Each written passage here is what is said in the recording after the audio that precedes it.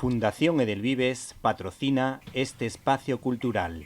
Nuestro invitado esta semana tiene un aire al profesor Keating del Club de los Poetas Muertos. Guarda un cierto parecido con el profesor de Adiós Mr. Chips, protagonizado por Peter O'Toole, y tiene unas dotes comunicativas que recuerdan a Spencer Tracy en La Forja de Hombres. Responde al nombre de Domínguez, José Manuel Domínguez, y es el autor de Acompañamiento Educativo, el arte de cuidar y de ser cuidado, de Ediciones CAF.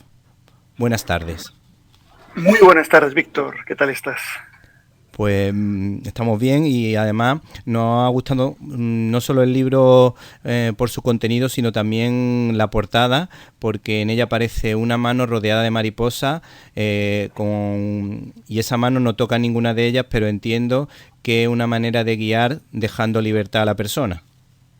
Perfecto, has captado genialmente el concepto, digamos, visual, porque efectivamente el acompañar es eso, no es hacer tutoría, no es hacer mentoring, no es dirigir, es promover el crecimiento del otro estando presente de una manera activa, ¿no? Efectivamente. ¿Y qué diferencia hay entre acompañamiento y mentoring, como dice? Pues mira, vamos a ver, es muy bueno. En la palabra acompañamiento que el Papa Francisco ha traído a colación desde el comienzo de su pontificado y que es un término del acervo pues, digamos, cultural de siempre, es un término que vamos dotándole de cierta densidad metodológica. El acompañamiento se diferencia. Primero, o sea, ¿qué no es acompañamiento? No es terapia, o sea, no son tratamientos, pasos concretos dirigidos por un experto para producir un efecto para evitar un trastorno o un desorden. No es hacer compañía. Hay mucha gente que dice, hacer acompañamiento. Sí, yo acompaño a mis alumnos, estoy presente, hago excursiones con ellos. No es eso tampoco. No es mentoring. El mentoring es un experto que va dirigiendo a otros, diciéndole por delante qué necesita esta persona. Entonces es un experto en guiar a otro. Sí. No es coaching, coaching porque el coaching, aunque es un conjunto de herramientas muy interesantes para la empresa porque busca el rendimiento y la rentabilidad, pero aquí buscamos el crecimiento de la persona, nos situamos en una perspectiva antropológica y por supuesto no es dar consejos ni dirigir. Eso, sí. Cuando uno se enfrenta a la lectura de un ensayo sobre educación y psicología, siempre percibe que no se aterriza demasiado, pero en esta ocasión y con este manual, pues yo creo que uno llega a entender cuál es su misión cuando tiene que acompañar a un grupo de niños, a unos hijos o a un grupo de personas con necesidades especiales, por ejemplo. Claro, este libro está directamente orientado a la práctica, es decir, un profesor, un padre, un médico de paliativos, un psicólogo, un educador que quiera contar con un marco general, está sobre todo dedicado al ámbito de la educación, ¿no? Por supuesto, un profesor, una profesora, un maestro, una maestra, que quiera tener herramientas concretas para el acompañamiento, uno, de sus alumnos, b, de sus propios compañeros y 3, de cómo acompañar a los padres, porque también es otro capítulo importante, pues se lo encuentra aquí. O sea, no es un libro teórico, sino directamente explica qué es acompañamiento, por qué acompañar, que como tú muy bien has dicho, es la respuesta a una vocación, porque la educación es mucho más que transmitir información y no es adiestrar mentes ni preparar gente para el mercado laboral, sino que es acompañar personas para que sean plenos, ¿no? Entonces, una vez aclarado esto, directamente proporciona herramientas sobre cómo hacer esto paso a paso, métodos, herramientas y perspectivas prácticas, ¿no? Sí. En cuanto al acompañamiento de padre a hijo, el referente cinematográfico más claro es Atticus Finch, interpretado por Gregory Peck en Matar a un ruiseñor. ¿Cuáles son las claves del acompañamiento a los hijos? Bueno, por un lado, quien acompaña, en vez de dirigir, mandar, prohibir, tiene que estar promoviendo preguntas en el otro, suscitando compromisos, respuestas y autoconocimiento. Es decir, que la persona primero, el hijo en este caso, la hija, tome conciencia de su de su plenitud personal, de su dignidad. Hay otra película que es En búsqueda de la felicidad, de Will Smith, Sí, sí. donde hay un acompañamiento Sí, también verdad. padre e hijo en ese sentido. Es más, además es mutuo, el hijo sin quererlo y el padre queriendo, ¿no? Entonces, en la película esta, En búsqueda de la felicidad, se ve muy bien cómo lo que se hacen uno con el otro son preguntas. Preguntas, no preguntas de onda corta. ¿Has traído los deberes? Por ejemplo, el clásico pregunta del padre al hijo. ¿Has hecho los deberes? ¿Cuándo vas a cortar con el móvil? No, sino, ¿cuál es el para qué de tu vida? ¿Eso te hace feliz? ¿Qué es lo que te hace más pleno? Es decir, preguntas a quién amas, en qué esperas, en qué crees. Son las grandes preguntas que pueden orientar, promover la propuesta del otro. Es decir, que un poco en esencia sería el siguiente plan, o los siguientes principios. No dar pan si no hay hambre. Segundo, crear hambre. Y tercero, es así, ahora sí, acompañar en la búsqueda del pan. Eso sería, por tanto, es promover la autonomía del otro.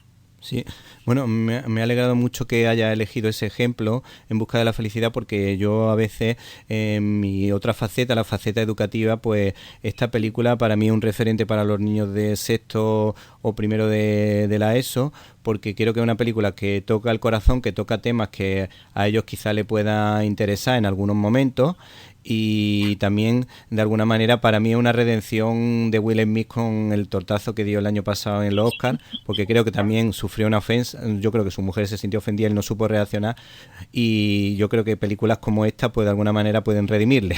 No sé si piensas lo mismo.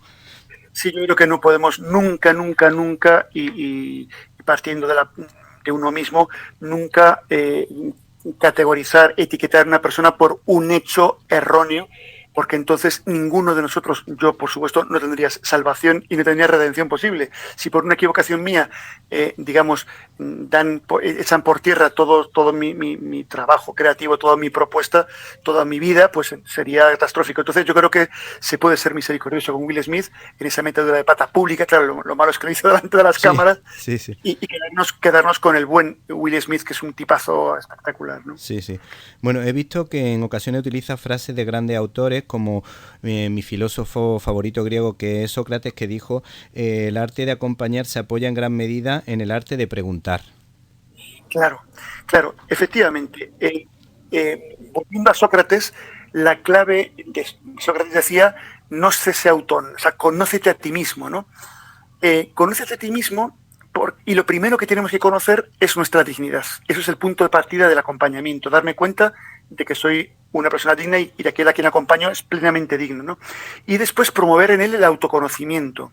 ¿Y cómo? Por el método socrático por antonomasia, que por cierto, el gran especialista a nivel mundial no es Sócrates, es Cristo, si uno lee Sí, el Evangelio. sí, En efectivamente. claro, en clave de preguntas, o sea, cómo Cristo preguntaba, es espectacular, ¿no? Es espectacular cuál es el manejo de Cristo en el Evangelio de la pregunta. Bueno, pues con estos dos referentes, la búsqueda de la pregunta potente que se clava en el corazón del hijo, del alumno, es la clave, ¿no? Lo vemos en esas grandes preguntas, en esas películas donde el protagonista es un maestro en la pregunta. Lo vimos en el búsqueda de la felicidad, en aquella El guerrero pacífico, por ejemplo, se me viene ahora a la cabeza, es una genialidad, ¿no? Como el manejo de las preguntas para que el otro descubra por sí mismo. O sea, por tanto, no doy recetas, no le digo al otro lo que tiene que pensar, querer, sentir, sino que yo le hago preguntas para que el otro descubra por sí misma en la medida en que el otro esté preparado para descubrir, como pasaba en el Guerrero Pacífico o en el indomable Will Hunting, por ejemplo, Sí. ¿no? Sí, yo en relación a este tema, la verdad que en cuanto te he hecho la pregunta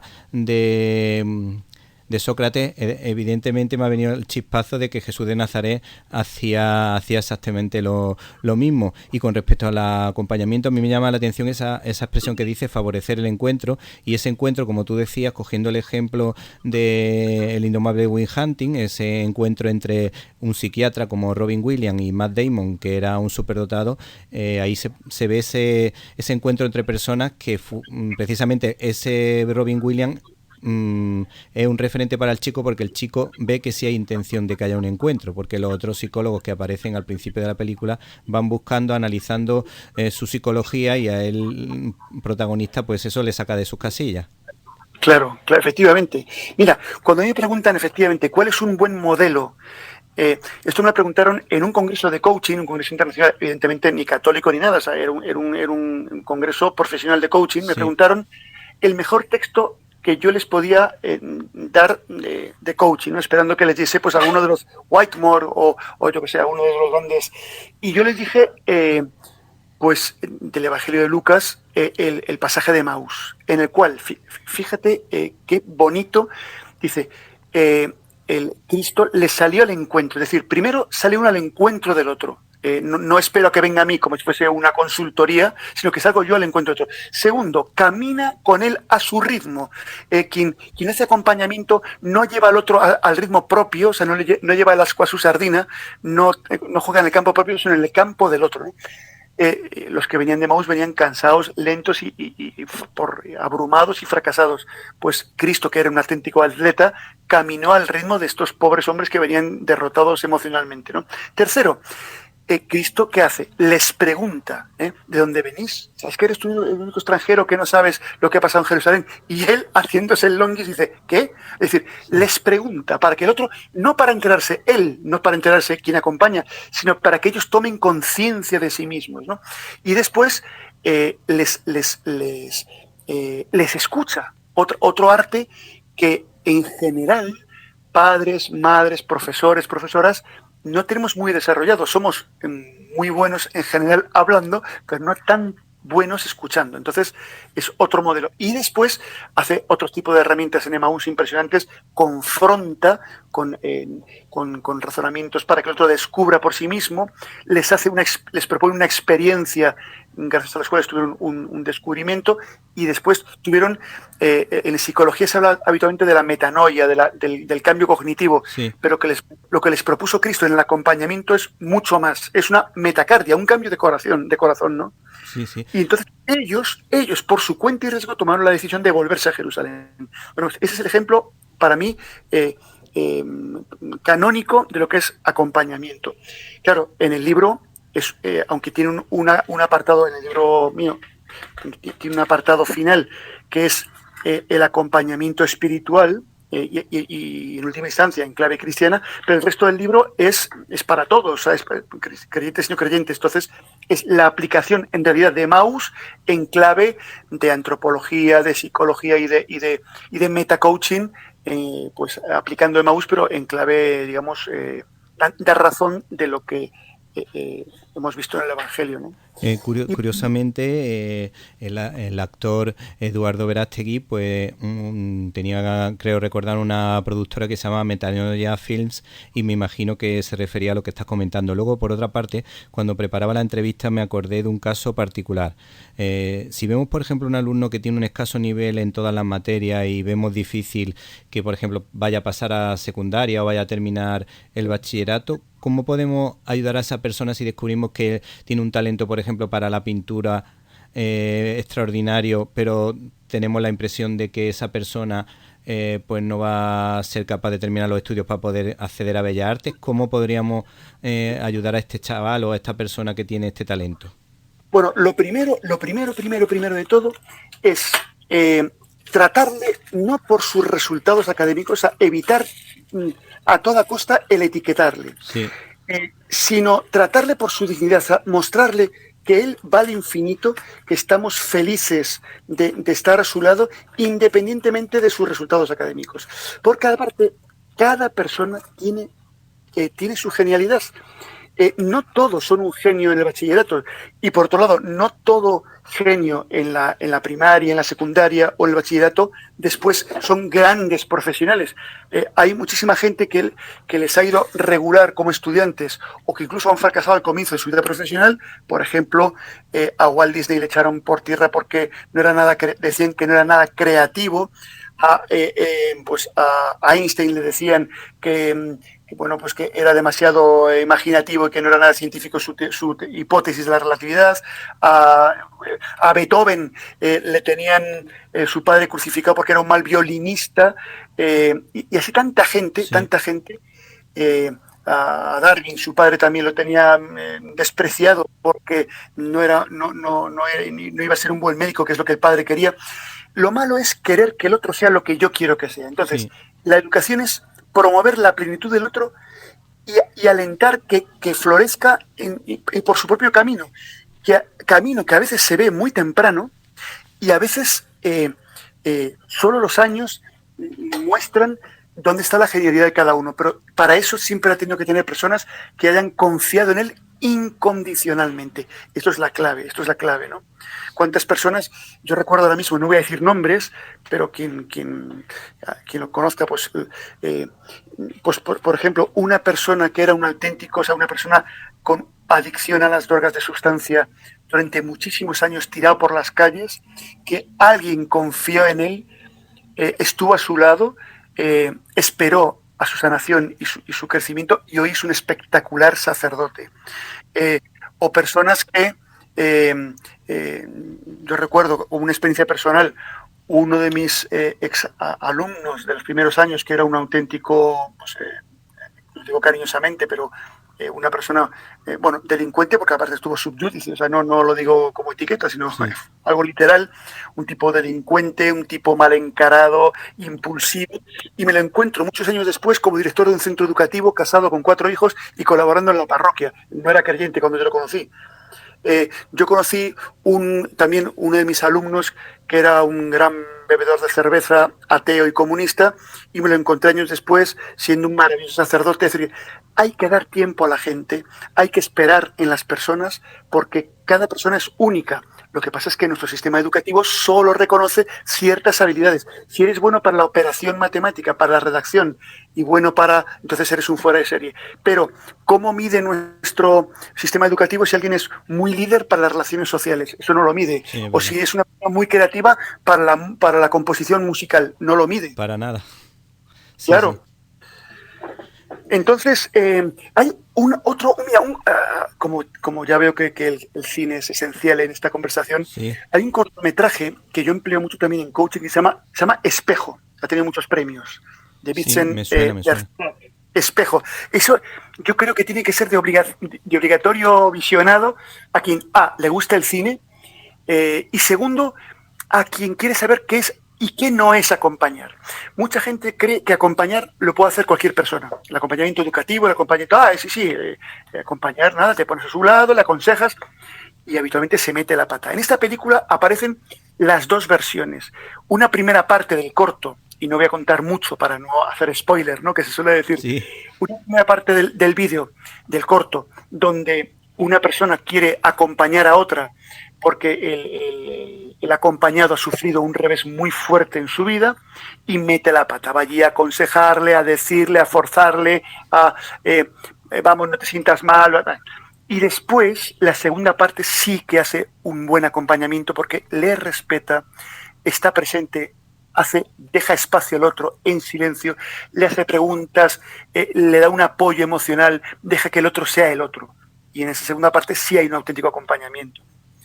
Entonces, el tema, con respecto al tema de la vocación, que creo que es otro tema que toca en algunos de los capítulos, ya sea religiosa, profesional o matrimonial, hay una serie para mí muy significativa, que a lo mejor no podemos decir que sea netamente cristiana, pero sí son dos auténticos luchadores como Jack y Rebecca en la serie This Is Us, que no sé si has tenido la oportunidad de ver, pero me llama la atención porque sus hijos pueden seguir caminos dispares, a veces con los que no podemos estar de acuerdo, pero lo que es el matrimonio en sí, el ejemplo de amor de ágape, pues lo vemos muy claramente en estos dos protagonistas que aparecen desde novios hasta los últimos días de su vida, alternando flashes del presente, el pasado y el futuro.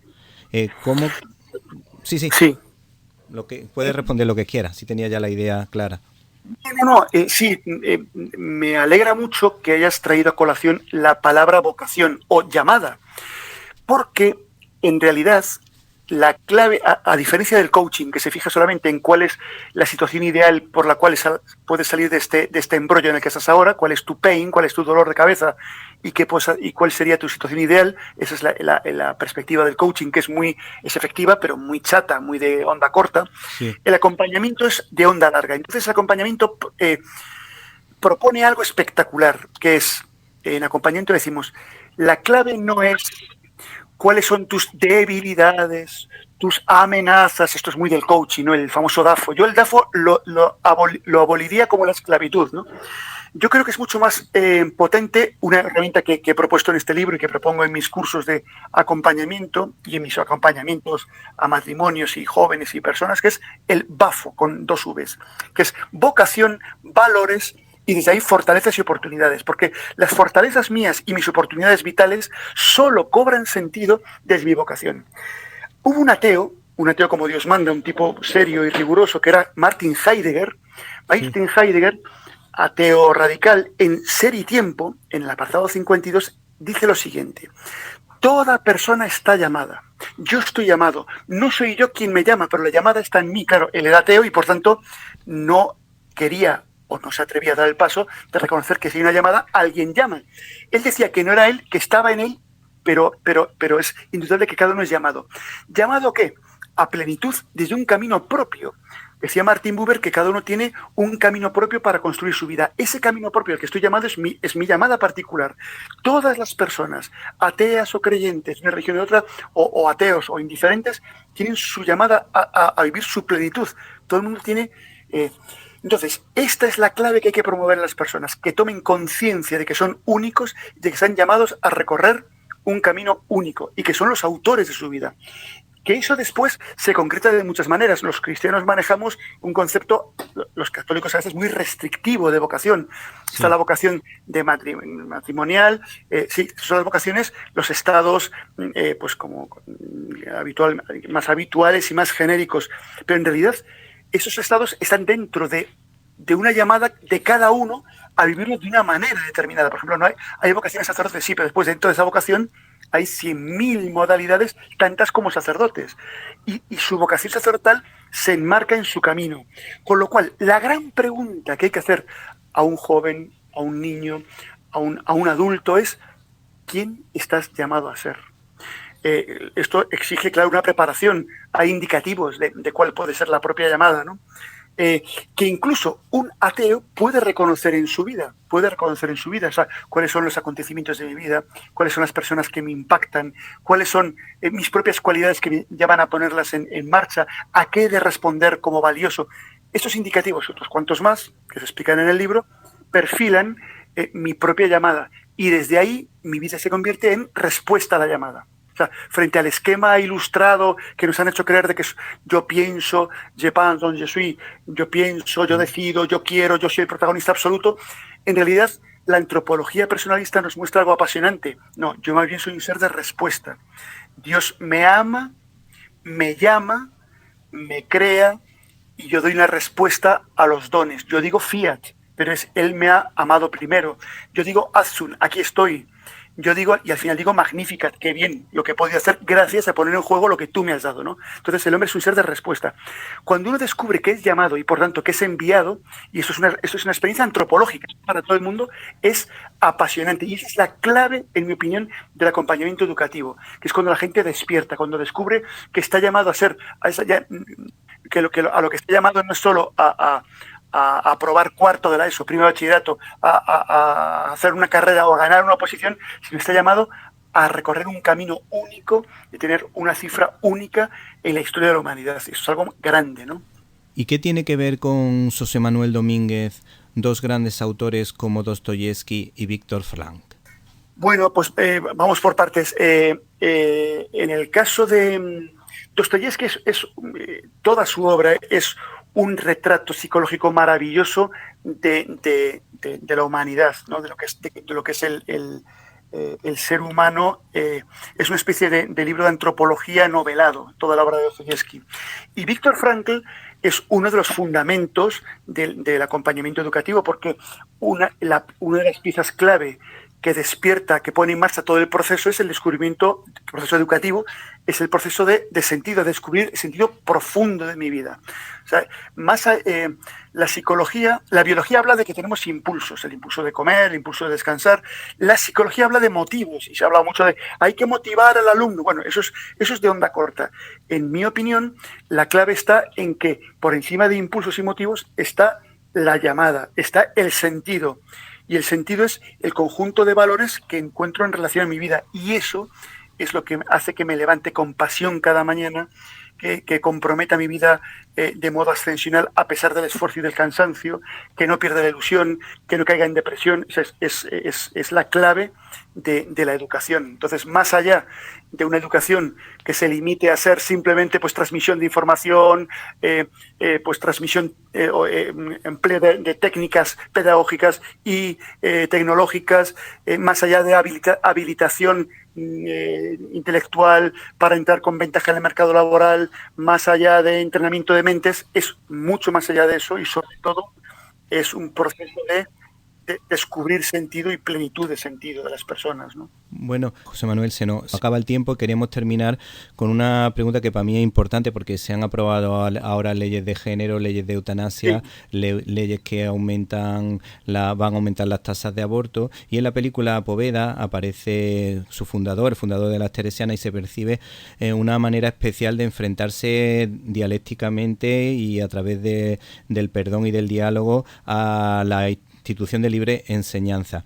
y además lo hace sin perder la identidad cristiana, y yo creo que favoreciendo la educación integral. La educación integral también parece otro punto fuerte dentro de tu libro, y me gustaría que nos diese algunas claves. Bueno, vamos a ver. Digamos que nuestra perspectiva, la perspectiva cristiana, la perspectiva católica, basada, o sea, que tiene como aliado pues eso, una antropología que se basa en la realidad, tenemos una ventaja. Nosotros no hacemos ideología, no hacemos una propuesta entre otras más. Nosotros describimos lo que hay en la realidad. Y la realidad, por ejemplo, es que el ser humano es hombre o mujer.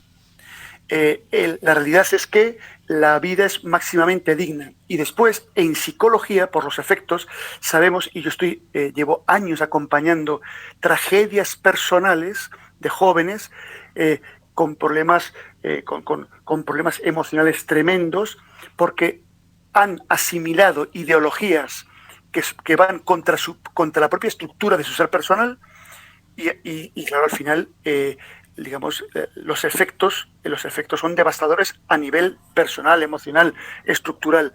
De modo que nosotros jugamos con ventaja, tenemos la realidad de nuestra parte. Lo que sí tenemos que ser es al menos tan hábiles como los hijos de las tinieblas, y exponer con toda naturalidad nuestras propuestas y las razones por las cuales tenemos esta visión del ser humano y de la realidad y de la educación. ¿Por qué? Porque al final puede haber una guerra ideológica y puede haber gente en contra, pero al final la realidad se impone, aunque sea por sentido común. Al final las aguas vuelven a su cauce, pero ha tenido que haber alguien que marque dónde está el cauce. Y yo creo que esa es nuestra tarea ahora. No convertirnos en militantes agresivos contra, no jugamos en esa liga, sino en la liga de anunciar lo positivo y denunciar, eso sí, lo que hace daño a las personas, ¿no? Y entonces ahí tenemos una tarea acuciante. Fíjate que tenemos que en uno de los yo dirijo y he puesto en marcha un máster en acompañamiento familiar y matrimonial que avala la Universidad Católica de Ávila, y una de las asignaturas es antropología del matrimonio, y ahí justifica desde la biología cómo el ser humano es hombre y mujer. Bueno, pues han felicitado a muchas personas. Dice, hombre, por fin alguien nos explica esto con claridad, gente de fuera de los círculos cristianos, ¿no? Sí. Esto es un todo en abierto. Y se han quedado asombrados del sentido común a la hora de justificar pues que el hombre biológicamente es hombre o mujer, que nadie se lo había dicho así de claro. Es tremendo, ¿no? O sea, que lo obvio ya no es tan obvio para la gente, con lo cual nuestra misión en este momento de la historia es, estudiando y dando razones de lo que pensamos, explicar lo obvio, Y entonces, pues está muy bien. Mientras tanto, vivimos en ese desorden ideológico, pero sin ningún temor. Las aguas siempre vuelven a su cauce. Y la realidad, como decía Xavier Zubiri, es tozuda, ¿no? Sí, sí. Bueno, pues José Manuel Domínguez, nos ha gustado mucho tu libro, Acompañamiento Educativo, de Ediciones CAF. Muchísimas gracias. Muchas gracias. Si te gustó esta entrevista o este podcast, quizá puedas recomendárselo a un amigo. Te lo agradeceríamos con toda el alma.